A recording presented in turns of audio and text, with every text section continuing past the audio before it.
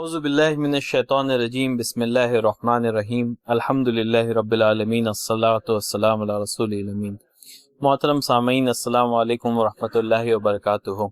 جیسا کہ آپ لوگ جانتے ہیں کہ آج کا جو ویکلی پروگرام ہے اس میں ہم عالم اسلام کی ایک مشہور شخصیت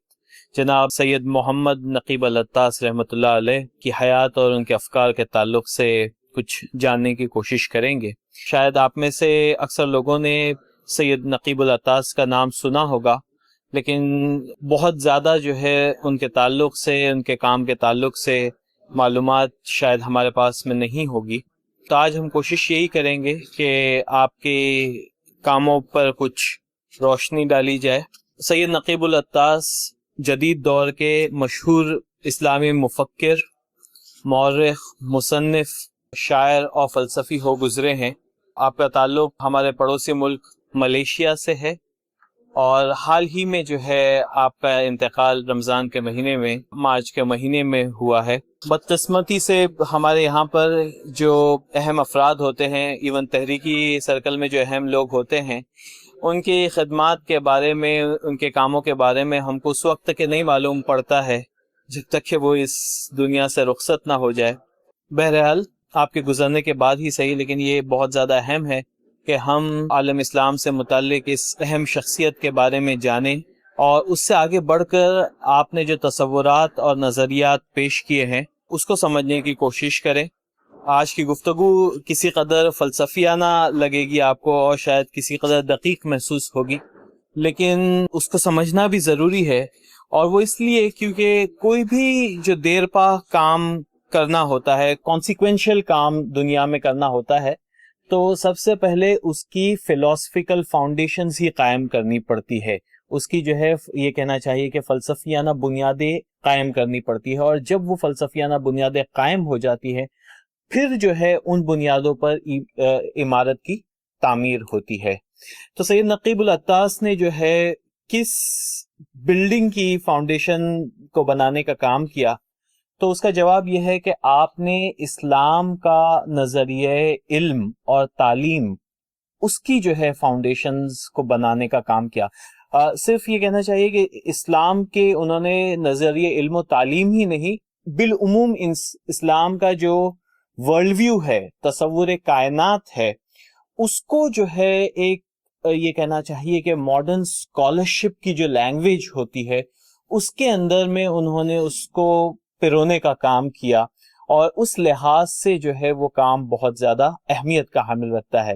کیونکہ ایک چیز تو وہ ہوتی ہے کہ ہم جو ہے اپنی محفلوں میں، اپنے اجتماعات میں، اپنے درسگاہوں میں، اپنے مدرسوں میں جو ہے دین کے تعلق سے، دین کی بنیادوں کے تعلق سے اور اسلام کا جو نظام حیات ہے اس کے تعلق سے گفتگو کرتے ہیں، لیکن باہر کی دنیا میں جا کر اور جو جدید تعلیمی ادارے ہیں وہاں پر جا کر اور وہاں کے جو معیار اور وہاں کے جو علمی پیمانے ہیں، ان پیمانوں میں ان چیزوں کو رکھ کر تسلیم کروانا اپنے آپ میں جو ہے بہت بڑا کام ہوتا ہے، اور یہ اسی نوعیت کا جو یہ کہنا چاہیے کہ کلیدی کام جو ہے سید نقیب العطاس رحمۃ اللہ علیہ نے کیا ہے، اور آگے آنے والی جنریشن جو ہے اس کے لیے یہ کہنا چاہیے کہ نہ صرف ان کی شکر گزار رہے گی بلکہ ان کے لیے وہ ایک لاہ عمل آگے کرنے کا جو ہے کام بھی دے کر گئے ہیں۔ چونکہ آپ تمام لوگ جو ہے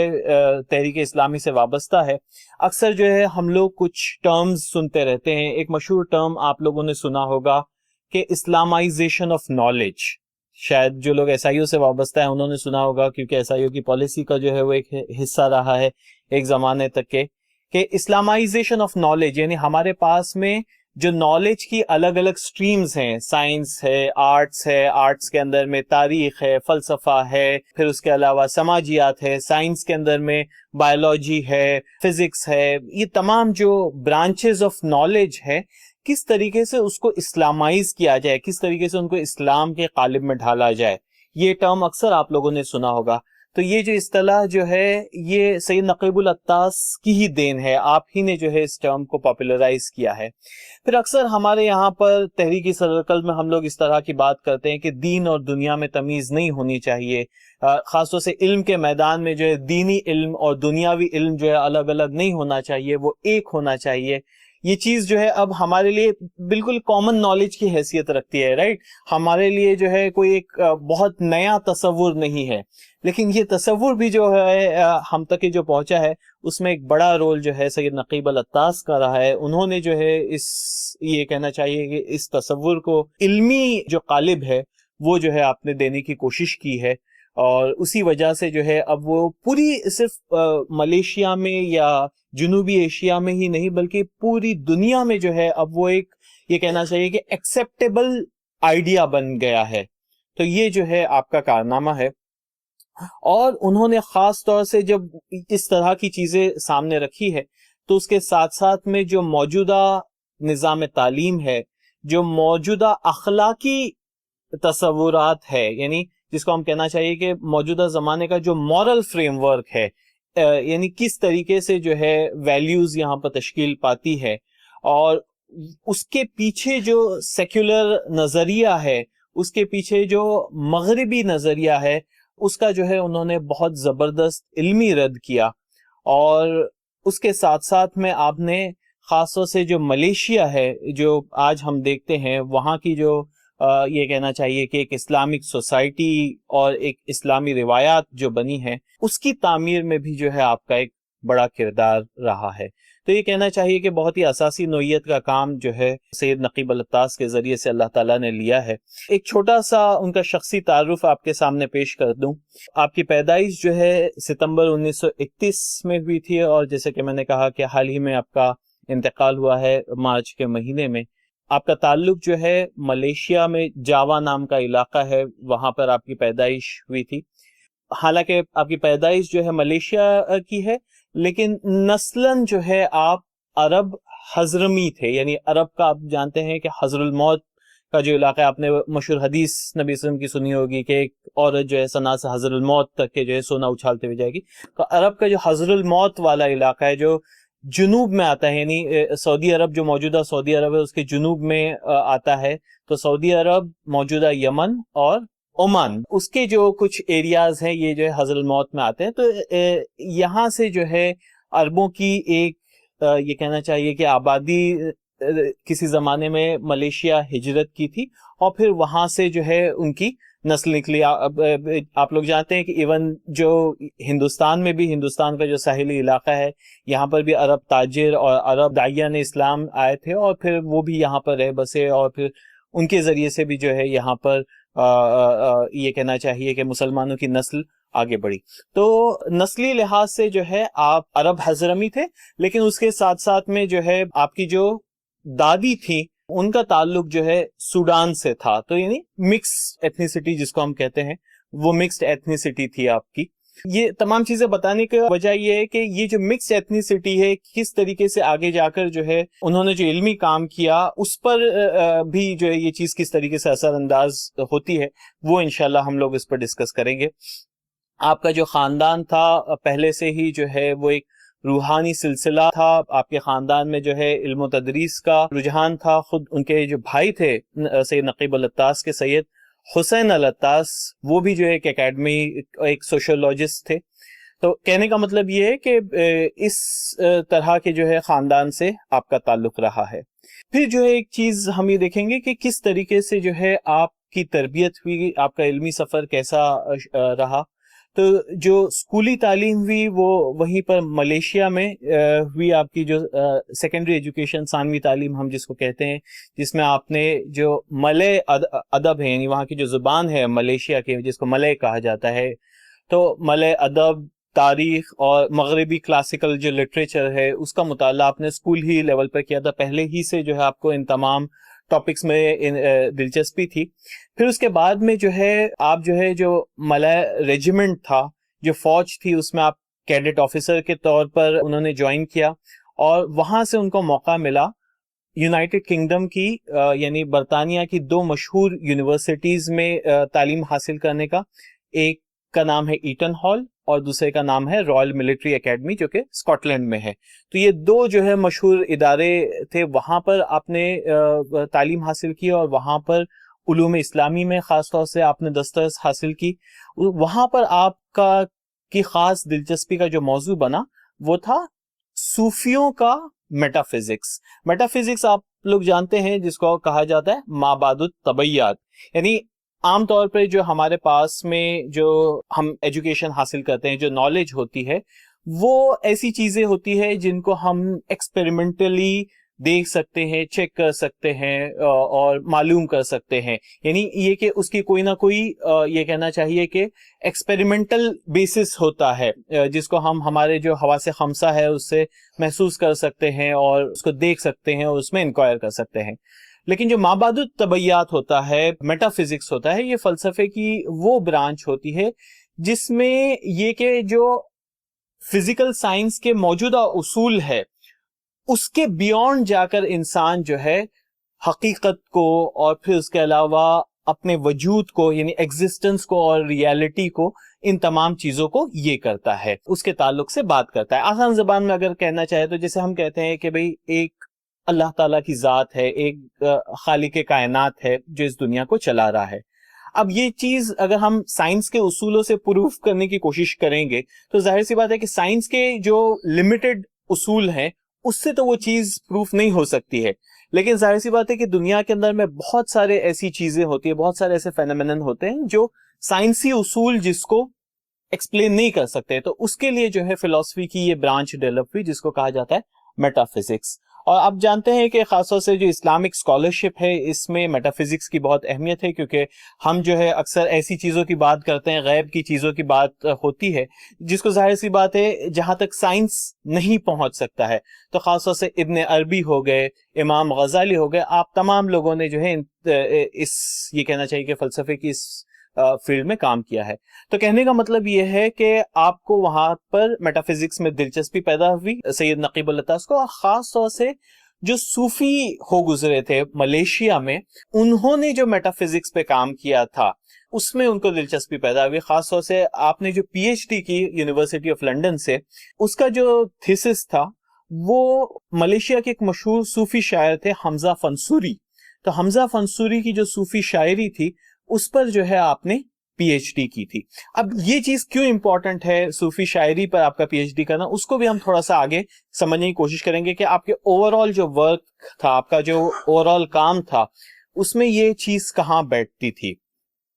پھر اس کے بعد میں آپ وطن واپس آئے، اور پھر وطن واپس آنے کے بعد میں جو ملے یونیورسٹی تھی اس کا جو ملے لینگویج کا ڈپارٹمنٹ تھا، وہاں کے آپ ہیڈ مقرر ہوتے ہیں. پھر اس سے آگے بڑھتے ہیں، آپ ملیشیا کی جو نیشنل یونیورسٹی ہوتی ہے وہاں کا جو ملے ڈپارٹمنٹ ہوتا ہے آپ اس کے ہیڈ بنتے ہیں. اور پھر اس کے بعد میں تو جیسے کہ آپ کو سمجھ میں آ رہا ہے کہ انیشیل جو آپ کی دلچسپی کا ایریا تھا وہ ملے لینگویج، صوفیزم، مسٹیسزم جس کو ہم کہتے ہیں، اور پھر اس کے علاوہ میٹا فزکس، مابعد الطبیعیات تھا. لیکن پھر بعد میں جو ہے آپ کی دلچسپی اور زیادہ جو ہے وسیع تر ہوتی گئی، اور خاص طور سے پھر اس کے اندر میں وہ سیکولرزم، یعنی جو موجودہ دور میں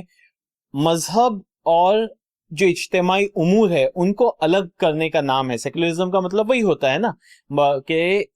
اجتماعی زندگی سے، پالیٹکس سے اور تمام جو ہے سماج کے دیگر امور سے جو ہے مذہب کو، خدا کو، عقیدے کو الگ کیا جائے. یہ سیکولرزم کا مطلب ہوتا ہے. ہندوستان میں ہم سمجھتے ہیں کہ سیکولرزم کا مطلب ہوتا ہے کہ تمام مذاہب کو ایکول ٹریٹ کیا جائے، وہ اس کا ایک پہلو ہو سکتا ہے، لیکن جو بنیادی یہ ہے مطلب ہے سیکولرزم کا وہ یہی ہے. تو انہوں نے ان کی دلچسپی اس چیز میں پیدا ہوئی کہ کس طریقے سے ہمارا جو معاشرہ ہے وہ سیکولر بنا، اور پھر اس کے نتیجے میں کس طریقے سے ایک فکری انتشار پیدا ہوا، کس طریقے سے جو ہے سماج کے اندر میں یہ کہنا چاہیے کہ لوگوں کی جو فکر ہے وہ کنفیوژن کا شکار ہوئی، اور اس کے نتیجے میں کس طریقے سے دنیا کے اندر میں فساد فی الارض برپا ہوا، کس طریقے سے دنیا کے اندر میں بدنظمی پیدا ہوئی. یہ تمام چیزیں جو ہے آپ کی علمی دلچسپی کا سامان بنی. تو پھر جو ہے آپ نے ان تمام چیزوں پر لکھنا شروع کیا، اور پھر جو آپ کے تصورات جو آپ نے پیش کیے وہ انشاءاللہ ہم اس کو جاننے اور سمجھنے کی کوشش کرتے ہیں. پھر جو ہے آپ کو کئی سارے جو ہے ایوارڈز سے نوازا گیا، آپ کے کاموں کی وجہ سے اس کی دنیا بھر میں پذیرائی ہوئی. مسلم دنیا ہی میں نہیں بلکہ ویسٹرن ورلڈ میں بھی. جو فلاڈیلفیا امریکہ کا شہر ہے، وہاں کی ٹیمپل یونیورسٹی میں آپ وزٹنگ پروفیسر کے طور پر جو ہے مقرر ہوئے. آپ کا ایک بڑا کارنامہ جو ہے ایک ادارے کا قیام ہے جس کا نام ہے international institute of Islamic thought and civilisation, ISTAC کے نام سے. اور اس کا بنیادی مقصد اس ادارے کا یہی ہے کہ جو اسلامائزیشن آف نالج کا آپ نے تصور دیا ہے، یہ کہنا چاہیے کہ تعلیمی میدان میں جو اسلام کو نافذ کرنے کا جو کام ہے وہ کام کس طریقے سے آگے بڑھے، اس کے لیے آپ نے یہ ادارہ قائم کیا ہے. یہ ادارہ آج ملیشیا کی ایک مشہور یونیورسٹی ہے، international Islamic university of Malaysia, IIUM کے تعلق کے نام سے ہے. ایک بہت مشہور جو ہے ادارہ ہے جو کہ علوم اسلامی اور جو معاصر علوم ہے جس کو ہم کہتے ہیں کہ کنٹمپرری ڈسپلنز ہے، دونوں کو ملا کر جو ہے کام کرنے والی ایک یہ یونیورسٹی ہے. تو اس کا بھی تذکرہ کرنا اس کے لیے زیادہ اہم ہے کہ ہمارے یہاں سے کچھ افراد وہاں پر گئے بھی ہیں اور انہوں نے وہاں پر تعلیم بھی حاصل کی ہے، تو اس کا امپیکٹ جو ہے دیکھنے کے لیے ملتا ہے، جس طریقے سے جو ہے پھر وہاں پر ان کو چیزیں سیکھنے ملی. تو یہ جو ہے آپ کا ایک بڑا یہ کہنا چاہیے کہ کارنامہ ہے، اور یہ کہنا چاہیے کہ حساب سے کہ جو ثواب جاریہ ان کے لیے بن سکتا ہے وہ اس ادارے کی شکل میں ہے. اب آ جاتے ہیں کہ آپ کا جو اکیڈمک ورک ہے وہ ہے، اس کو ہم تھوڑا سا سمجھنے کی کوشش کریں گے. جیسا کہ میں شروعات میں کہا کہ سید نقیب العطاس کا جو بنیادی کام تھا وہ یہ تھا کہ کس طریقے سے جو مغربی سیکولر نظام زندگی ہے اور اس میں خاص طور سے جو نظام تعلیم ہے، کس طریقے سے اس کی خامیوں کو اجاگر کیا جائے اور پھر اسلام کے نظریے سے کس طریقے سے ان کو دور کرنے کی کوشش کیا جائے. یہ جو ہے مین آپ کا کام تھا. اب اس کے اندر میں دیکھیے، اگر جب ہم یہ بات کرتے ہیں کہ مغربی تعلیمی جو یہ ہے نظریہ ہے کیا اس کی خامیاں ہو سکتی ہے، تو پہلے ہم اس کو تھوڑا سا سمجھنے کی کوشش کرتے ہیں کہ وہ کون سی چیز ہے جس کا رد جو ہے آپ نے کیا ہے. تو دیکھیے کہ بنیادی طور پر جو مغرب کا نظام تعلیم ہے اس کی سب سے بنیادی کمزوری یہ ہے کہ وہ چیزوں کو جو ہے محض ان کی جو ظاہری حیثیت ہے صرف اس طریقے سے دیکھتا ہے. یعنی کوئی چیز مثال کے طور پر لے لیجئے، اگر آپ پڑھ رہے ہیں باٹنی پڑھ رہے ہیں، رائٹ، باٹنی اگر آپ پڑھ رہے ہیں اور آپ کے سامنے جو ہے ایک پودا آتا ہے تو آپ جو ہے سوچتے ہیں کہ بھئی یہ جو پودا ہے، یہ پودا جو ہے اس کی خصوصیات کیا ہے، یہ جو ہے کتنے دنوں میں بڑھتا ہے، اس کے لیے کس طرح کی مٹی لگتی ہے، اس کا اثر جو ہے زمین پر کیا ہوتا ہے، اور پھر اس کا جو نیکسٹ سٹیپ ہوتا ہے وہ یہ ہوتا ہے کہ اس پودے کو جو ہے ہم اپنی ڈے ٹو ڈے لائف میں کس طریقے سے استعمال کر سکتے ہیں. اس کو کہا جاتا ہے تعلیم کا یوٹیلیٹیرین کنسپٹ. یوٹیلیٹیرین کا مطلب ہوتا ہے کہ بھئی کس چیز کی کیا افادیت ہے، بس اس لیے جو ہے ہم اس چیز کو پڑھیں گے. اور آپ جانتے ہیں کہ موجودہ جو نظام تعلیم ہے اس کی بنیاد یہی ہے.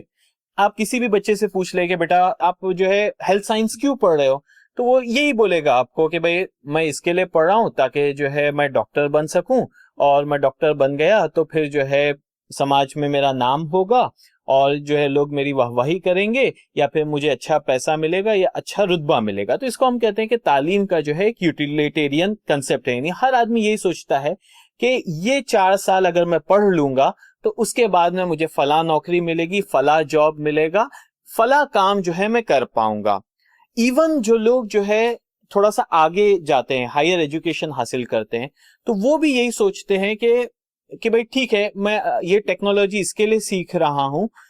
یا یہ فلاں چیز کا میں مطالعہ اس کے لیے کر رہا ہوں تاکہ اس چیز کو میں کیسے یوٹیلائز کر سکوں، رائٹ. یہ جو ہے مغربی نظام جو تعلیم ہے اس کا ایک بنیادی کیریکٹرسٹک ہے. دوسری چیز ہے وہ یہ ہے کہ اگر یہ نظام تعلیم جو ہے پرپز لیس نہیں ہے، یعنی مقصد سے عاری نہیں ہے، تب بھی جو ہے اس کا مقصد جو ہے بہت محدود ہے. اور وہ محدود مقصد یہ ہے کہ انسان کو کس طریقے سے اچھا شہری بنایا جائے، انسان کو ایک اچھا انسان بنایا جائے، نہیں، انسان کو کس طریقے سے ایک اچھا شہری بنایا جائے، کس طریقے سے اس کو دنیا میں ایک اچھا سٹیزن بنایا جائے. کہ بھئی یہ جو اوور آل نظام چل رہا ہے نا، جس کو ہم باطل نظام کہتے ہیں، جس کو ہم فساد فی الارض پر مبنی نظام کہتے ہیں، یہ نظام جیسا چل رہا ہے، سسٹم جیسا چل رہا ہے، اس کو یہ جو گاڑی جیسی چل رہی، اس گاڑی کو کس طریقے سے چلایا جائے، اس کے لیے جو ہے ہم کو بیسیکلی کلرکس یا یہ کہنا چاہیے کہ گیئر کے پارٹس ہم تیار کرتے ہیں. ایک اچھا شہری بنانے کا مقصد یہی ہوتا ہے، رائٹ. تو یہ جو ہے دوسرا فیچر ہے مغربی نظام تعلیم کا. اور اس کا جو تیسرا فیچر ہے جس کو ہم کہیں گے کہ وہ کس طریقے سے how to conquer the nature, کہ آپ کے آس پاس جو پوری دنیا دکھائی دیتی ہے، پوری جو زمین دکھائی دیتی ہے، اس کو کس طریقے سے مسخر کیا جائے، کس طریقے سے اس کو کانکر کیا جائے، کس طریقے سے اس کو اپنے استعمال کے قابل بنایا جائے. رائٹ، یہ نہیں کہ اس کو کس طریقے سے اپریشیٹ کیا جائے، کس طریقے سے اس کو سمجھا جائے، کس طریقے سے اس کو انڈرسٹینڈ کیا جائے، اس کا مقصد سمجھا جائے، بلکہ یہ کہ اس کو جو ہے کس طریقے سے مسخر کیا جائے. اور پھر اس کے نتیجے میں ہوتا یہ ہے، اس کا جو نقصان ہے، یہ جو پورا نظام تعلیم ہے، اس کا نقصان یہ ہے کہ اس سے جو لوگ نکلتے ہیں بالکل ایک گھوڑے کی طرح، جس کو یہاں پر یہ لگائے جاتے ہیں، بلائنڈرز لگائے جاتے ہیں، اس کے طریقے سے وہ جو ہے صرف ایک جو ہے یہ کہنا چاہیے کہ کاگ ان دا ویل بن جاتے ہیں، کہ ایک جو ہے گاڑی چل رہی ہے اس کے اندر میں وہ ایک پرزا بن گئے، اور وہ یہ سوچنے لگے کہ بھئی جو چیزیں مجھے اللہ تعالیٰ کی طرف سے عطا ہوئی ہے کس طریقے سے میں اس کا زیادہ استعمال کروں. اور اس کے نتیجے میں ہوتا یہ ہے کہ ہم دیکھتے ہیں کہ پوری جو دنیا ہے وہ انسان نے کیا کر دیا ہے، ایکسپلوئٹ کر دیا ہے اس کو اپنے فائدے کے لیے، یہ سوچے بغیر کہ اس کا امپیکٹ جو ہے باقی لوگوں پر کیا ہوگا، باقی جانداروں پر کیا ہوگا، ہماری آنے والی نسلوں پر کیا ہوگا. یہ تمام چیزوں سے آری ہو کر جو ہے انسان نے جو ہے دنیا کا ایکسپلوئٹیشن کرنا شروع کر دیا. اور اس کی بنیادی وجہ ہمارا یہی نظام تعلیم ہے، جو آج بھی ہم خود یا ہمارے بچے جو ہے وہ حاصل کر رہے ہیں. یعنی یہ کوئی ماضی کی بات نہیں ہے، یہ حال کی ہی بات ہے. اور اس کے نتیجے میں ہوتا یہ ہے کہ ہم دیکھتے ہیں کہ بھئی کوئی کانسٹنٹ یہ کہنا چاہیے کہ مورل فریم ورک ہمارے پاس میں نہیں رہتا، جس کے نتیجے میں جو ہے ہم دنیا میں آپریٹ کریں. اور اس میں بدقسمتی سے خاص طور سے ہم دیکھیں گے کہ ایون جو سو کالڈ اسلامک ادارے ہیں یا مسلم ادارے ہیں، وہ بھی جو ہے اسی نظام تعلیم کا شکار ہے. کیونکہ ظاہر سی بات ہے اس کی جڑیں جو ہے بہت زیادہ گہری ہے، اس کے پیچھے بہت زیادہ یہ کہنا چاہیے کہ فلسفیانہ کام کیا گیا ہے، فلسفیانہ بنیادیں فراہم کی گئی ہے، اور اس کے نتیجے میں جو ہے اس کی اتنی گہری جڑیں پھیل گئی ہیں. اس کی جڑیں کی گہری ہونے کی ایک اور وجہ جو ہے وہ کالونیلزم ہے، کہ آپ جانتے ہیں کہ دنیا کا ایک اکثر و بیشتر حصہ جو ہے وہ کالونائز کیا گیا تھا برٹشرز کے ذریعے سے. دوسرے جو یورپین پاورز تھے، چاہے وہ ڈچ ہو گئے یا پورچوگیز ہو گئے یا اسپینش ہو گئے، یہ تمام لوگوں نے دنیا کے بہت بڑے حصے پر قبضہ کر لیا تھا. اور وہ جو قبضہ انہوں نے کیا تھا، اس کے نتیجے میں یہاں کا جو ہمارا نظام تعلیم ہے وہ کہیں نہ کہیں وہیں سے آیا ہے، جس کو ہم کہا جاتا ہے کہ بیسیکلی جو لارڈ میکلے نے بنایا ہوا تعلیمی نظام ہے، خاص طور سے ہندوستان کی جب ہم بات کرتے ہیں تو وہی ہم فالو کرتے ہیں. تو ایون جو مسلم ادارے ہیں، اسلامک ادارے ہیں جو ہے، وہ بھی یہی فالو کرتے ہیں. اور اس کی یہ کہنا چاہیے کہ فورس اتنی زیادہ تھی کہ جو ہمارا ٹریڈیشنل ایجوکیشنل سسٹم تھا وہ جو ہے کہیں نہ کہیں وہ اس کے اندر میں پورا برباد کر دیا گیا. اب اس کے اندر میں خاص طور سے علماء نے کوشش کی کہ بھئی کس طریقے سے جو ہے اس کو قائم رکھا جائے، لیکن جو ہے چونکہ اس کا فورس جو ہے، جو موجودہ نظام تعلیم تھا وہ اتنا شدید تھا کہ اس کے آگے ان کی ایک نہیں ٹکی. اور پھر بعد میں جب لوگوں کو ریئلائز بھی ہوا کہ نہیں، اب ہم کو جو ہے اپنے دین سے بھی کنیکٹ ہونے کی ضرورت ہے، ہم کو علوم اسلامی بھی سیکھنے کی ضرورت ہے، تو اب کیا ہو گیا کہ تعلیمی اداروں کے اندر میں ایک سبجیکٹ ایڈ کیا جانے لگا کہ بھئی دینیات پڑھو، اسلامیات پڑھو. ہمارے یہاں پر بھی وہی سسٹم ہے، آپ جو ہے باقی تمام سبجیکٹس جو ہے جو جیسے ہیں ویسے جو سرکار کی طرف سے آپ کو جو کریکولم ملتا ہے، جو نصاب تعلیم ملتا ہے، وہ ہم فالو کرتے ہیں، اور پھر اس کے اندر میں ایک اسلامیات کا، ایک دینیات کا پیریڈ رکھا جاتا ہے. یا اگر وہ نہیں ہے تو بچے یہ ہوتے ہیں کہ بھئی یہاں پر اسکول میں تو سیکولر تعلیم حاصل کر لیتے ہیں، پھر بعد میں مکاتب میں جاتے ہیں، وہاں پر علوم اسلامی حاصل کرتے ہیں. اس کو کہا جائے کہ یہ ایک طرح سے سیلڈ ڈریسنگ ہے، علوم اسلامی کی سیلڈ ڈریسنگ. یعنی کہ جس طریقے سے ایک سلاد بنایا جاتا ہے اور پھر اس کے اوپر کچھ مسالوں کا چھڑکاؤ کر دیا جاتا ہے، تو اس کی حیثیت جو ہے بس اسی طرح کی ہو گئی ہے کہ ہمارا جو نظام تعلیم میں جو ہے دین کی اور اسلام کی جو حیثیت ہے وہ اسی طریقے کی کہ بھئی اس پر ایک کوٹنگ چڑھا دی گئی. رائٹ، کہ بھئی کہا جاتا ہے کہ بھئی بچہ حافظ بھی ہے اور ڈاکٹر بھی ہے. رائٹ، کہ بھئی گویا کہ وہ دونوں علوم حاصل کر رہا ہے، لیکن حقیقتاً جو ہے وہ دونوں علوم نہیں حاصل کر رہا ہے، وہ جو ہے ایک بیسک علم حاصل کر رہا ہے اور اس پر جو ہے اس کو کہیں نہ کہیں ایک دوسری چیز جو ہے دی گئی ہے. تو یہ جو ہے ایک بنیادی فلا ہے. اور اس کا جو اثر ہے وہ ہمارے تعلیمی اداروں پر بھی پڑتا ہے. اب دیکھیے اس کے اندر میں جو ہے العطاس جو ہے وہ کیا نظریہ پیش کرتے ہیں, اس کا جو کاؤنٹر ہے وہ جو ہے آپ کیا پیش کرتے ہیں. تو جو بنیادی پریمس ہے العطاس کا, جو بنیادی ان کی سمجھ ہے جو انہوں نے ہم کو دی ہے, وہ یہ ہے کہ موجودہ جو سیکولرائزیشن ہے اس کے نتیجے میں جو سب سے بڑا نقصان ہوا ہے وہ یہ ہوا ہے, اس کو انہوں نے 3 چیزوں کے اندر میں ڈیوائیڈ کیا ہے. وہ 3 چیزیں کیا ہیں؟ وہ پہلی چیز کہتے ہیں کہ وہ ہے disenchantment of nature. Disenchantment of nature کہ یعنی جو فطرت ہے, انسان نے کہیں نہ کہیں فطرت کو جو ہے خدا سے الگ کر لیا ہے. کہ بھئی فطرت جو ہمارا جو پورا یہ کہنا چاہیے کہ نظام ہے, جو ہمارے آس پاس کی جو ساری چیزیں ہیں,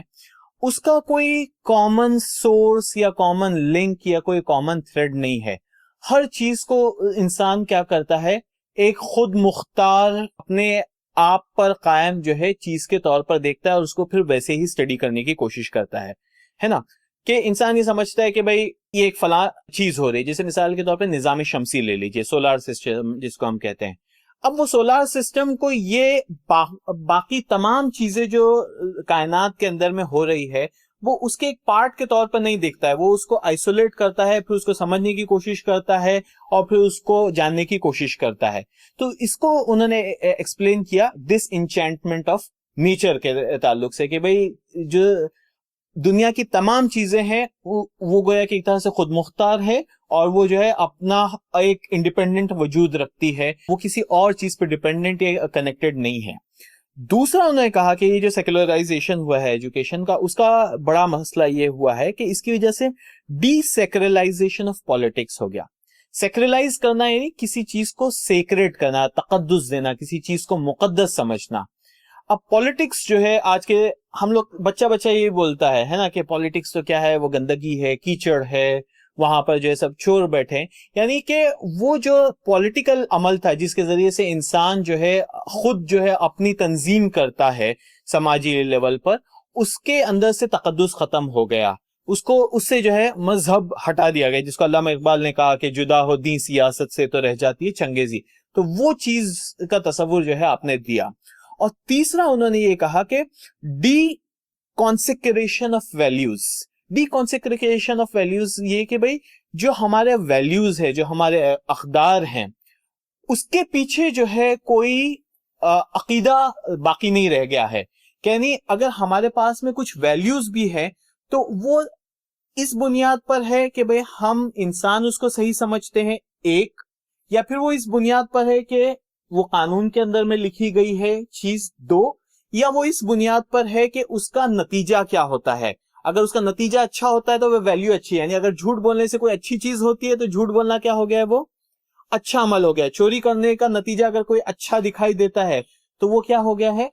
اچھا ہو گیا ہے. یعنی یہ کہ انسان کے لیے کوئی انٹرنزک ویلیو سسٹم انسان میں رہا نہیں ہے. انسان کے باطن کے اندر میں کوئی جو ہے ایسا ویلیو سسٹم نہیں رہا جو اس کو گائیڈ کرے گا. وہ چیزیں کس پہ ڈیپینڈ ہو گئی, وہ ایکسٹرنل ایلیمنٹس پہ ڈیپینڈ ہو گئی کہ بھئی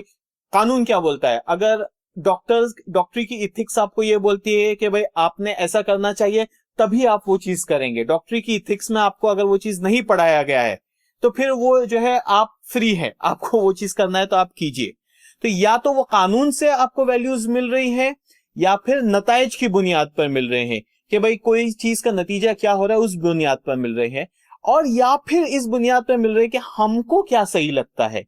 اب اس کا مسئلہ کیا, ہم کو کیا صحیح لگتا ہے, اس کا یہ کہ انسان کو کیا صحیح لگتا ہے وہ چیز پل پل بدلتی ہے. آج میرے حالات اچھے ہیں, میں بہت ایماندار بنتا ہوں, کل کو میرے حالات خراب ہو گئے, مجھے جو ہے بے ایمانی میں کوئی خرابی نہیں لگتی ہے. ظاہر سی بات ہے انسان جو ہے جو جرم کرتے ہیں وہ یہی بولتے ہیں کہ میرے پاس میں پیسہ نہیں تھا, مجھے ضرورت لگی گئی, مجھے صحیح لگا, میں نے کر لیا. تو اس کو انہوں نے کہا کہ یہ جو ڈی کانسیکریشن آف ویلیوز ہو گئی, کہ یہ جو ہمارے اقدار ہیں وہ جو ہے کسی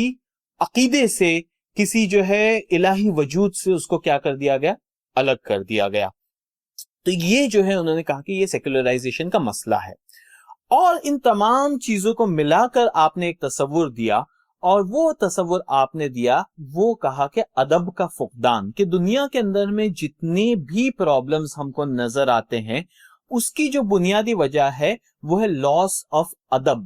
اب یہ ادب کیا چیز ہے اس کو بھی انہوں نے ایکسپلین کرنے کی، ڈیفائن کرنے کی کوشش کی کہ ادب ہم عام طور پر کیا سمجھتے ہیں کہ ادب کرنا یعنی تھوڑا سا ڈسپلن رہنا، بڑوں کی عزت کرنا ہے نا، اس کو جو ہے ادب کہنا. کسی جو ہے پاورفل آدمی کے سامنے جو ہے زبان نہیں کھولنا ہے نا، جو ہم کو اردو میں پڑھایا جاتا تھا، ادب کر سرور ادب کر، اس کا مطلب جو ہے ہم یہی سمجھتے تھے. لیکن انہوں نے جو ہے سید نقیب العطاس نے ادب کا جو ہے ایک بہت زیادہ جامع تصور پیش کیا، اور اس کی جو بنیاد ہے وہ آپ نے نبی صلی اللہ علیہ وسلم کی ایک حدیث پر رکھی. نبی صلی اللہ علیہ وسلم کی جو حدیث ہے وہ یہ ہے کہ نبی صلی اللہ علیہ وسلم یہ کہتے ہیں کہ میرے رب نے مجھے علم سکھایا اور مجھے بہترین تعلیم دی. مطلب مفہوم میں رکھ رہا ہوں، ایگزیکٹ ترجمہ شاید نہیں ہوگا یہ، میرے رب نے مجھے علم سکھایا اور مجھے بہترین تعلیم دی. اور وہاں پر جو الفاظ آئے ہیں وہ ادب اور تادیب کے آئے ہیں کہ میرے رب نے مجھے ادب دیا اور میری تادیب کی. تو وہاں سے آپ نے یہ اخذ کیا سید نقیب العطاس نے تصور ادب کا، اور اس کی تعریف آپ نے یہ کی کہ ادب کا مطلب یہ ہوتا ہے کہ جو چیز جس مقام پر ہے اس کو اس مقام پر پہچاننا اور پھر اس کا جو صحیح مقام ہے اس کو اس مقام پر رکھنا ہے نا. یہ جو ہے آپ نے ادب کی تعریف کی کہ بھئی دنیا کے اندر میں جو چیزیں یا جو تصورات ہمارے سامنے پائے جاتے ہیں اس کی جو حقیقت ہے وہ جاننے کا نام ادب ہے. اور علم کا جو مقصد ہونا چاہیے کسی بھی نظام تعلیم کا، وہ بنیادی طور پر انسان کے اندر میں اس ادب کو داخل کرنا. یعنی ادب وہ چیز ہے جو انسان کے مائنڈ، باڈی اینڈ سول، یعنی انسان کا جو جسم ہے، انسان کا جو دماغ ہے اور انسان کی جو روح ہے، یہ تینوں کو اس طریقے سے نظم و ضبط کا پابند کرے، اس طریقے سے ڈسپلنڈ کرے کہ چیزوں کی جو حیثیت ہے ان کو وہ اسی حیثیت سے پہچانے اور اسی حیثیت سے برتے. اور انہوں نے کہا کہ چونکہ یہ ادب ختم ہو گیا ہے ہمارے نظام تعلیم سے، اس کے نتیجے میں یہ چیزیں ہم کو دکھائی دیتی ہیں. تو انہوں نے کہا کہ ادب یہ جامع اس کے لیے، کیونکہ جب ہم کہتے ہیں تعلیم تو اس کا تعلق جو ہے ذہن سے ہوتا ہے کہ بھئی مجھے نالج دی گئی، مجھے انفارمیشن دی گئی.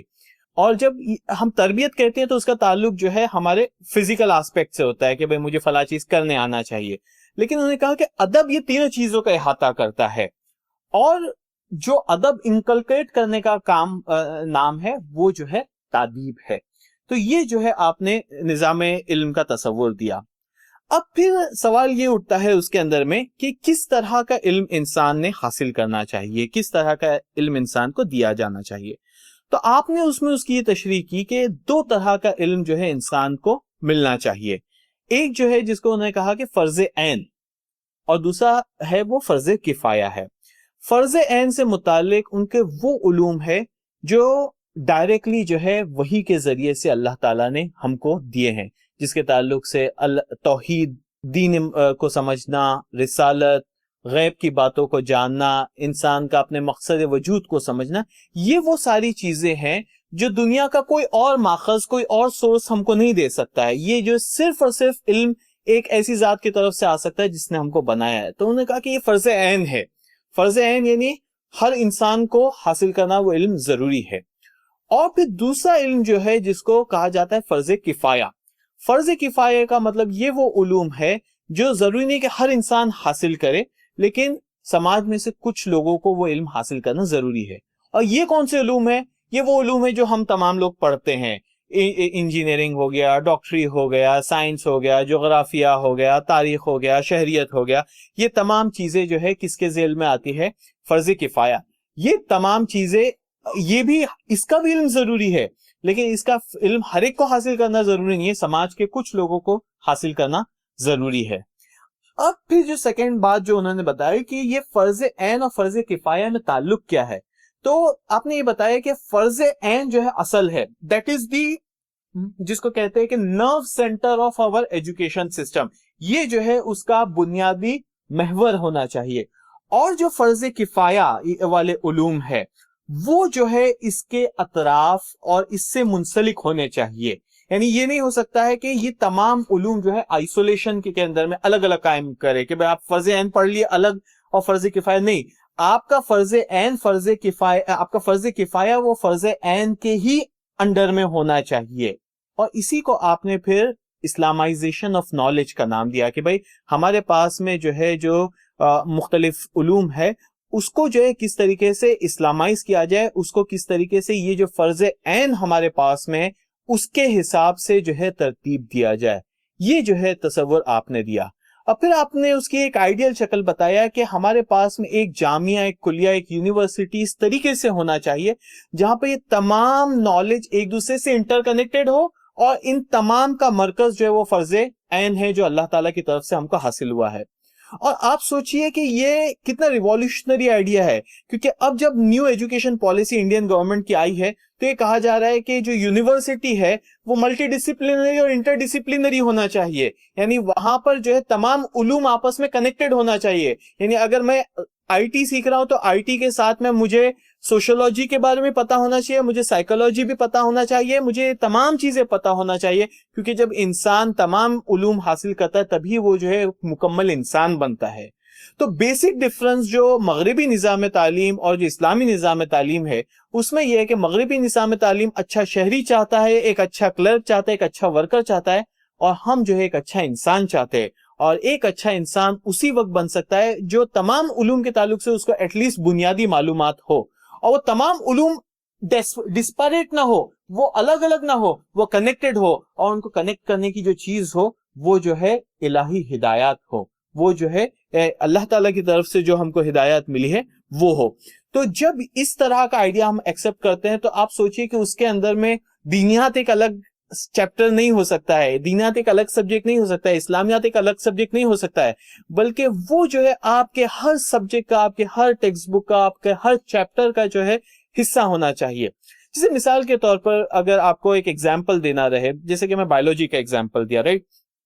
کہ انسان کس طریقے سے جو ہے ایک جب کوئی پودا دیکھتا ہے تو وہ یہ سوچتا ہے کہ میں اس کو کیسے بروئے کار لاؤں، میں کیسے اس کو یوز کروں. وہ یہ نہیں سوچتا کہ یہ پودا کیوں اللہ تعالیٰ نے بنایا ہے، اوور آل جو کائنات کی اسکیم آف تھنگس ہے اس کے اندر میں یہ کہاں فٹ بیٹھتا ہے، کیوں جو ہے یہ اسی انڈیا کے اندر میں یہ پودا کیوں اگا،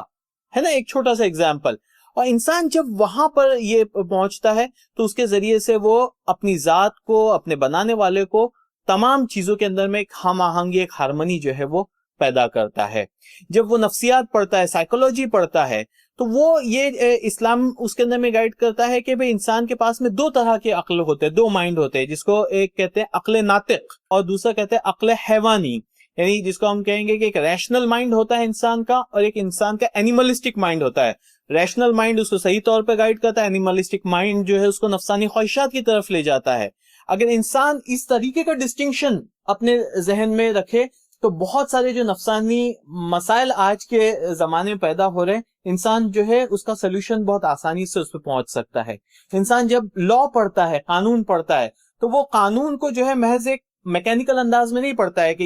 یہ رولز ہے، یہ ریگولیشنز ہے، اس کو ایسا یوز کرنا نہیں. وہ یہ سمجھنے کی کوشش کرتا ہے کہ کیا اس کے ذریعے سے جو ہے سماج میں عدل قائم ہو رہا ہے کہ نہیں ہو رہا ہے. اور جب وہ یہ سوچتا ہے تو وہ لاس کو بھی کوشچن کرتا ہے، لاس کے امپلیمنٹیشن کو بھی کوشچن کرتا ہے، کس طریقے سے وہ ڈیزائن کیے گئے اس کو کوشچن کرتا ہے. اور پھر جو ہے وہ جب ایک وکیل یا جج بنتا ہے تو پھر جو ہے اس کا پرسوٹ جو ہے وہ صرف اپنے کلائنٹ کو جتانا نہیں ہوتا ہے، بلکہ ایک حقیقی انصاف دلانے کی کوشش کرنا ہوتا ہے.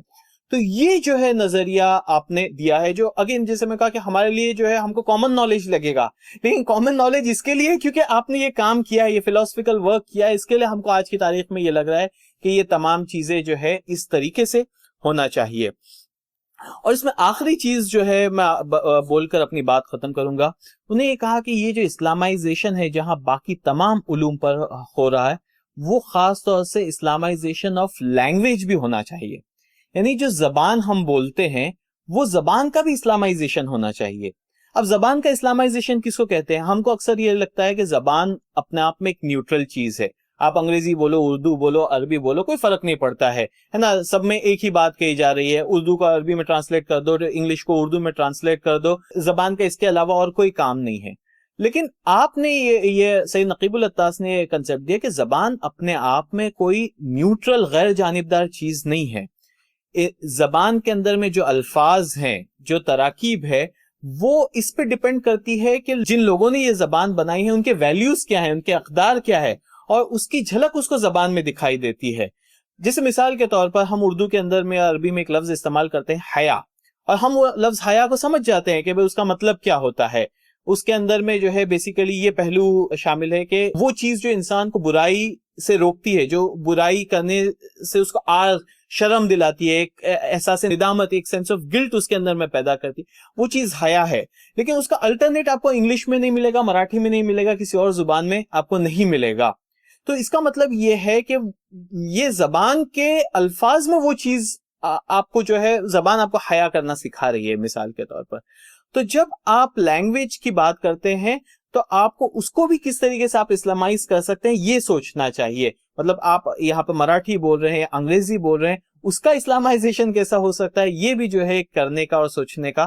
کام ہے. تو اس کے لیے بھی اکثر ہم کو کہا جاتا ہے کہ اگر آپ کو دین اسلام سیکھنا ہے تو آپ عربی سیکھیے، کیونکہ اس کو پھر آپ اس کے اصل حیثیت میں سیکھیں گے، رائٹ. تو یہ جو ہے اسلامائزیشن آف نالج کا ایک پہلو، جو اسلامائزیشن آف لینگویج کا کام ہے، اور اس پر خاص طور سے آپ نے کام کیا ہے کہ جو ملے زبان ہے، ملے زبان پر عربی کا، فارسی کا اچھا خاصا اثر ہے، اور اس کے لیے انہوں نے بہت زیادہ کوشش کی کہ یہ جو ملے زبان کا یہ جو کیریکٹر ہے اس کو باقی رکھا جائے، اور اس کے ذریعے سے جو ہے وہاں کے جو اقدار ہے، جس کے اندر میں